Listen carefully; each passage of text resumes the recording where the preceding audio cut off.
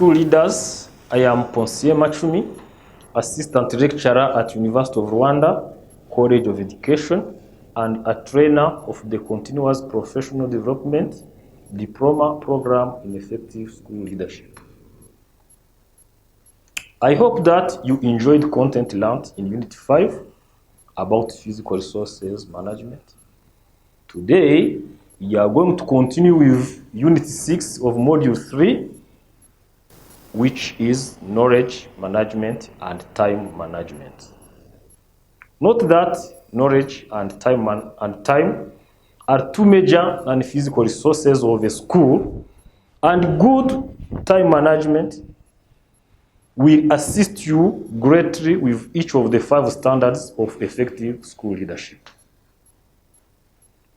Dear trainees, after completion of this Unit 6, you will be able to differentiate between knowledge, information, and data, to explain the reasons why knowledge management is important for head teachers, to identify strategies to strengthen knowledge management within a school, to explain key principles of knowledge management, to explain components of time management, to apply strategies for effective time management in the schools, to implement tips for conducting effective meetings, to value the importance of ICT in knowledge and time management, to recognize the needs for effective time management in schools.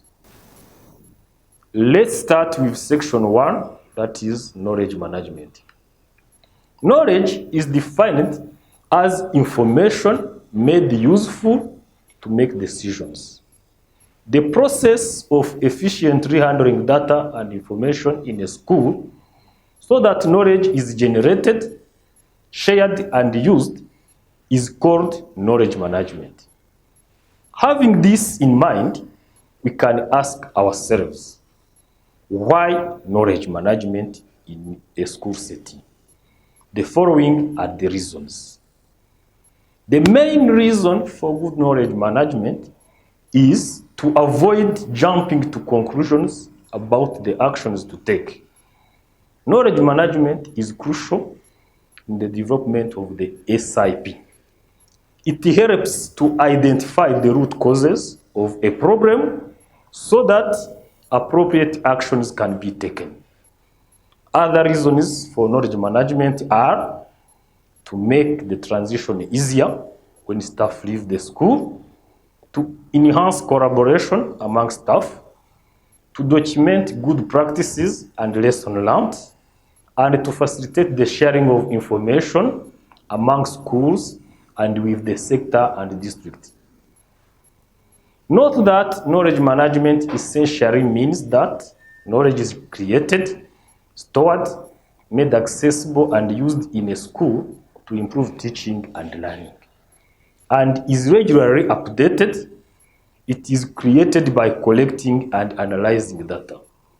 Finally, the creation, sharing, storing, use, and updating of information form the pillars of knowledge management. Having this in mind, here are suggestions for strengthening knowledge management in your school. First of all, systems should be put in place to examine progress and gaps between current and expected impacts. Then examples of practices, good and bad, should be made available to all staff to analyze. Evidence about teaching and learning in the school should be available and easily accessed. Structures for regular dialogue and knowledge exchange about this evidence should be put in place. Teaching staff should have the capacity to analyze and use data for feedback to inform the teaching and allocate resources effectively. The strategic and operational school improvement plans should be evidence-informed, based on learning from self-assessment and updated regularly. The school should regularly evaluate its theories of actions based on evidences from within and outside the school. And finally, the school should evaluate the impact of professional learning. Dear school leaders, we are coming to Unit 2, to Section 2, which is about time management. Time management is the process of planning, exercising control over the amount of time that is spent on various activities within the goal to increase effectiveness, efficiency, and productivity. Good time management is crucial for you, school leaders. We know you have many tasks and your time is limited.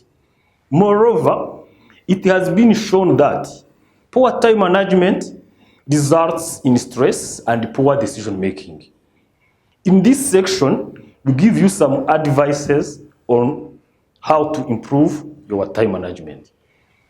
For you to effectively manage your time, you have to prioritize, to organize your work and make sure you focus on one task at a time. You have also to plan your work with checklists or to-do lists. And finally, you can delegate work that can be done by others, but make sure to provide support and monitor the results. When planning your work, it is important to assess the urgency and importance of each task. Work that is urgent and important should be done first. Work that is not urgent and important should be planned for and be done as soon as possible. Work that is urgent but not important should be delegated or deleted. Work that is not urgent and not important should be ignored as much as possible. Dear school leaders, we are coming to the end of our presentation. In this unit, we explored the learning outcomes of Unit 6. Then we explored the reason for good knowledge management and key principles of knowledge management. This led us to highlight the suggestions to strengthen knowledge management in your schools. Finally, we ended with time management by giving you advice on how to improve your time management. The next presentation will look into how ICT can be used for effective school leadership. I hope the lesson of today will be useful to your day-to-day task as school leaders. Thank you for watching this video and enjoy the next sections. Bye.